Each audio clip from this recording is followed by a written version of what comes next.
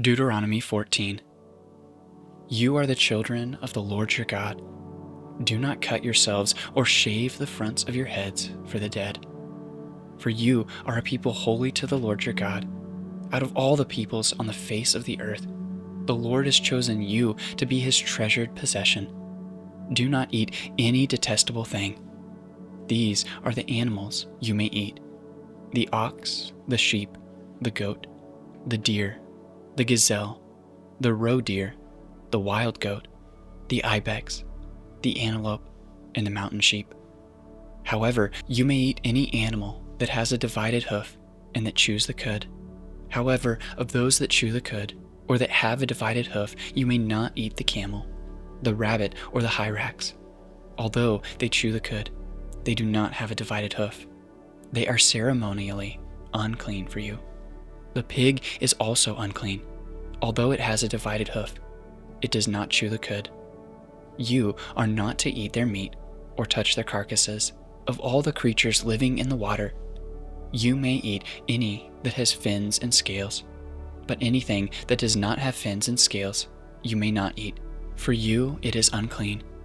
You may eat any clean bird, but these you may not eat: the eagle, the vulture, the black vulture, the red kite, the black kite, any kind of falcon, any kind of raven, the horned owl, the screech owl, the gull, any kind of hawk, the little owl, the great owl, the white owl, the desert owl, the osprey, the cormorant, the stork, any kind of heron, the hoopoe and the bat. All flying insects are unclean to you. Do not eat them. But any winged creature that is clean you may eat. Do not eat anything you find already dead. You may give it to the foreigner residing in any of your towns, and they may eat it, or you may sell it to any other foreigner. But you are a people holy to the Lord your God. Do not cook a young goat in its mother's milk. Be sure to set aside a tenth of all that your fields produce each year. Eat the tithe of your grain, new wine and olive oil, and the firstborn of your herds and flocks in the presence of the Lord your God at the place he will choose as a dwelling for his name, so that you may learn to revere the Lord your God always. But if that place is too distant, and you have been blessed by the Lord your God and cannot carry your tithe, because the place where the Lord will choose to put his name is so far away, then exchange your tithe for silver, and take the silver with you and go to the place the Lord your God will choose.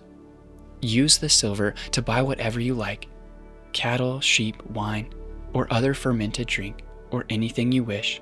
Then you and your household shall eat there in the presence of the Lord your God and rejoice. And do not neglect the Levites living in your towns, for they have no allotment or inheritance of their own. At the end of every 3 years, bring all the tithes of that year's produce and store it in your towns, so that the Levites, who have no allotment or inheritance of their own, and the foreigners, the fatherless, and the widows who live in your towns may come and eat and be satisfied, and so that the Lord your God may bless you in all the work of your hands.